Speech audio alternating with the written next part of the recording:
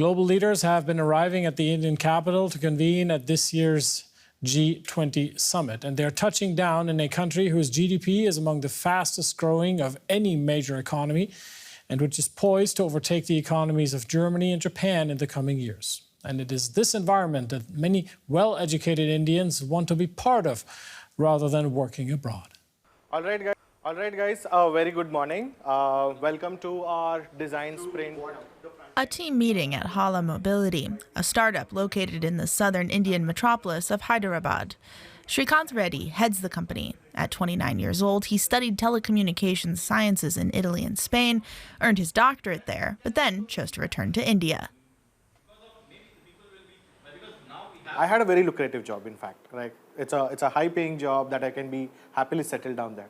But what drove me here to move is the impact that I can create with the experience that I have and the bigger problem that I can solve. His company, founded 3 years ago, focuses on sustainable mobility. Hey, Bharat, good morning. He already rents out more than 2,500 electric scooters to customers, such as delivery drivers. He chose to base his operations in India primarily because of the enormous customer potential. Today we are dealing with 1.4 billion population here, and that population needs different types of solutions, and that's the benefit anyone would get. On top of it, the young generation that India has, and that is what is going to drive the whole, make the one of the superpowers again. No economy is currently growing as quickly as India's. Within 4 years, it's expected to surpass Germany and Japan. This growth is reflected in many startups like Srikanth Reddy's. When we started in year 2020, November, we started with mere 2 vehicles, right? And that same year, we scaled it up to 20, and then, in next 5 years, we were 100, 200 vehicles. From there, we scaled the journey to 1,000-odd numbers, where we picked up our first round of investment last year. With the investment, we grew 400% times. The young entrepreneur also receives support from the T-Hub Center in Hyderabad. It's a state-funded project that advises and supports startups like Reddy's from the inception. Good, sir. Thanks for asking. Anthony Anish, one of the CEOs of T-Hub, has ambitious plans for the Innovation Center. In this one building, we'll be housing around 1,000 startups. There's 1,000 new ideas, new businesses, new innovations which are going to be built out of here. And this is one geographical location in Hyderabad that we're talking about. Right? So I think that is the growth path that we are on. For entrepreneurs like Reddy, these visions of the future bring with them a new sense of identity. It's not too far to get the Silicon Valley of India's tag for Hyderabad, or even better tag, or to have a unique recognition for ourselves than comparing to anyone else. And Hyderabad is in that range, and India will be in that place where it's going to be a center point of innovation.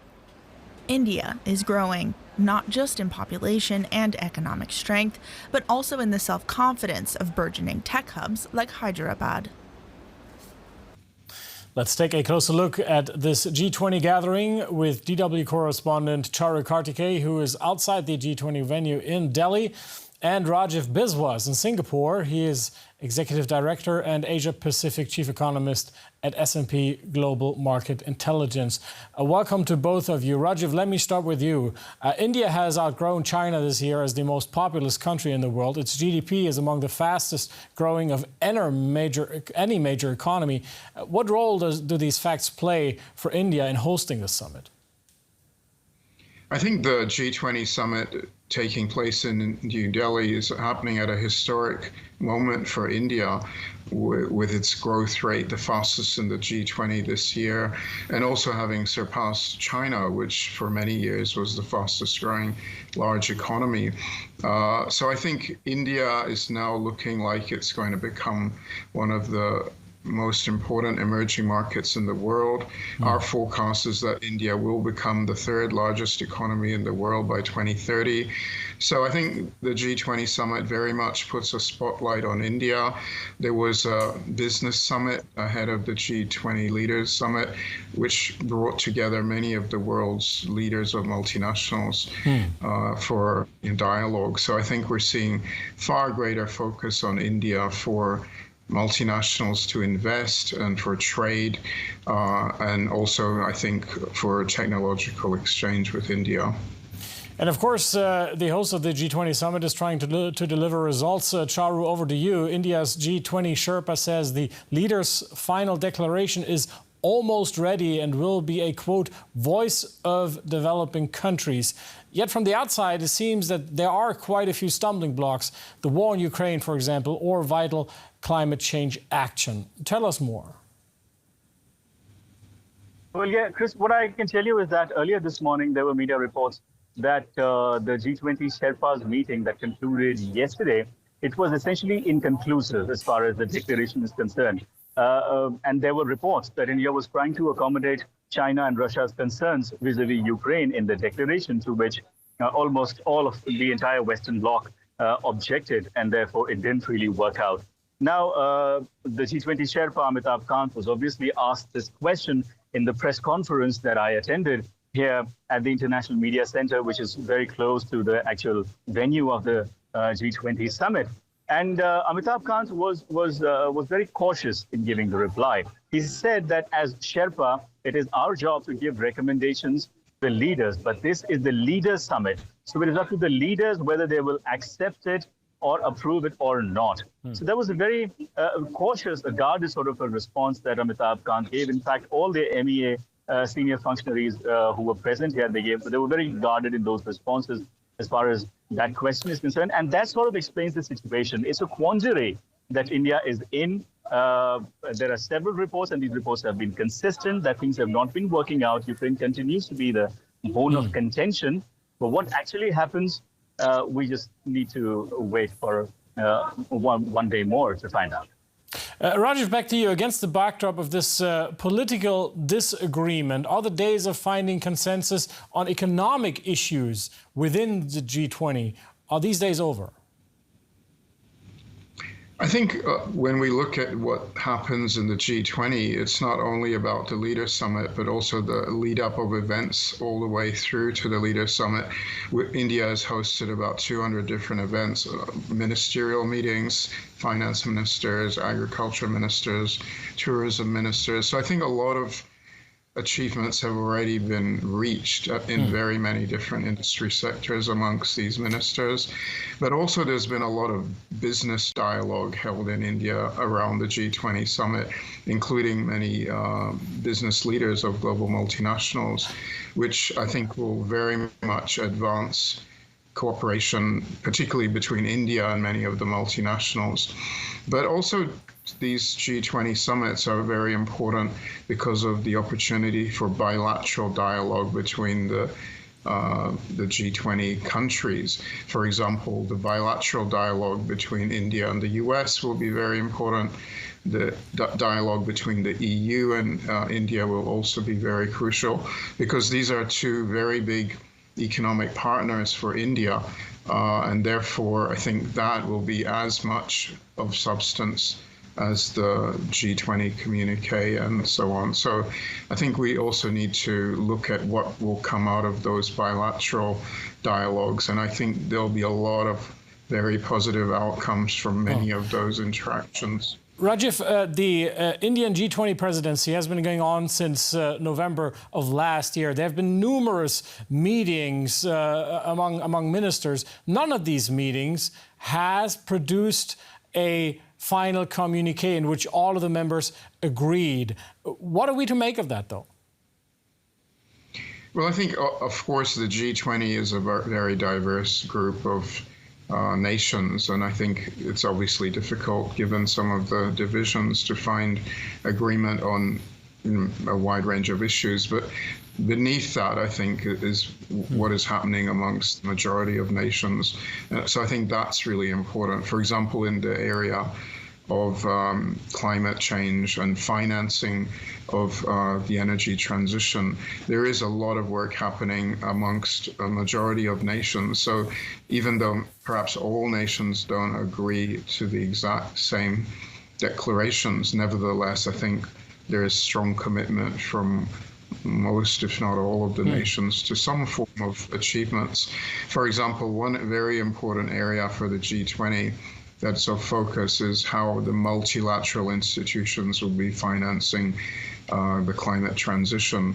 Right. And also green development is very high on the agenda. So I think in those areas, the consensus will be built, and we'll see groundwork done at the G20 that will then be pursued later on in other forums, including, say, the IMF and the World Bank, in terms of actually delivering and implementing that financing. And also that will happen at a national level.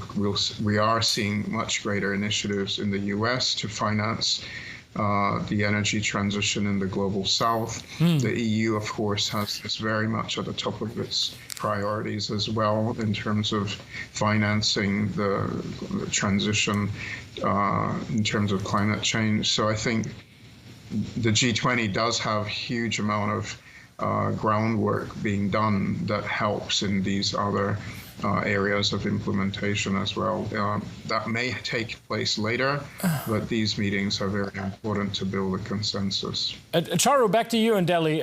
Notable absentees at the summit are Russian leader Vladimir Putin and China's state and party leader Xi Jinping. Now, Beijing hasn't given any reason for Xi not to attend this summit. How's that going down in Delhi? Well, I mean, it's obviously a major stumbling block and it's a major embarrassment for India's G20 presidency. But the government of India is trying to put up a brave front. And what government officials, including senior officials from the Foreign Affairs Ministry, including the Foreign Minister himself, and then the G20 Sherpa, the point that they've been trying to drive across in their interactions with the press is that it's not as if all heads of state have been present in all G20 summits in the history of the G20. Some or the other country has always missed G20 summit. And the two countries that we are talking about, Russia and China, it's not like those countries are going unrepresented. Russia is being represented by the foreign minister. China is being represented by their premier. So the countries are being represented at a high level. So, and that is all that matters. That's the version that the government is trying to put forward. But of course, it's being seen as a major stumbling block, as a major indication that things might not be too bright as far as the outcome of the summit is concerned. Of course, what happens, we are yet to know. The G20 Sherpa said today that the Sherpas just had a recommendation to make, and it is up to the leaders to take those recommendations ahead. So let's wait for the outcome. Rajiv, back to you. Let's chew on that for a bit, though, that Mr. Xi is not there. What message does that send regarding BRICS Plus, the group of emerging economies that just weeks ago agreed to accept new members to give it more international sway? I think if we look at the bigger picture of China and India's engagement relating to the BRICS, there's been quite a long record of cooperation between India and China on the BRICS. And I think that agreement to allow more developing nations into the grouping of BRICS does show that that cooperation is very much continuing. Certainly India's vision for the G20 summit, that India will be trying to advocate for the global south to have greater engagement between developing countries within the G20 forum in future.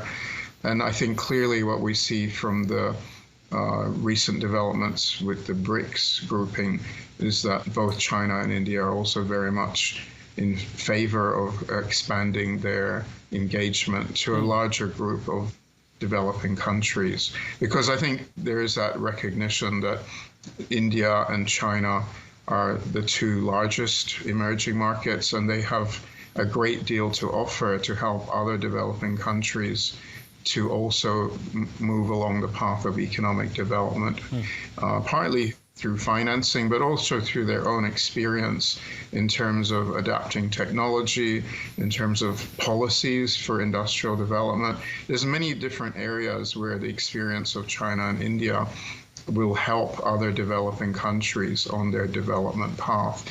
And I think there is certainly a pragmatic cooperation between China and India to that extent of helping other developing countries to move forward. Charu, back to you.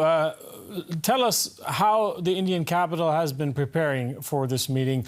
What's the situation like on the ground? Well, the preparation has been going for years, if not months.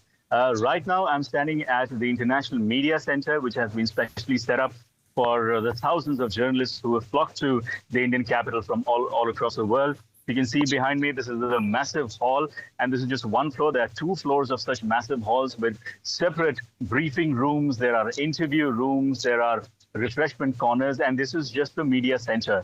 The main venue where the summit will be held is just behind this media center. This was in construction for last several months, and so just recently opened only for the purpose to be able to host this summit.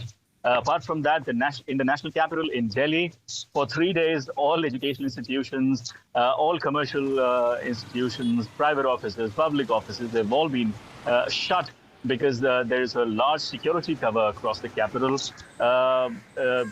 Money has been spent to the tune of billions of rupees. There was specific provision in the union budget earlier this year, and then eventually the local provincial government also contributed. So the preparations have been massive, and now the moment has definitely arrived for India to bask in all the glory of the G20 presidency. DW correspondent Charu Kartikeyan in Delhi, and Rajiv Biswas, Executive Director and Asia Pacific Chief Economist at S&P Global Market Intelligence. Thanks to both of you.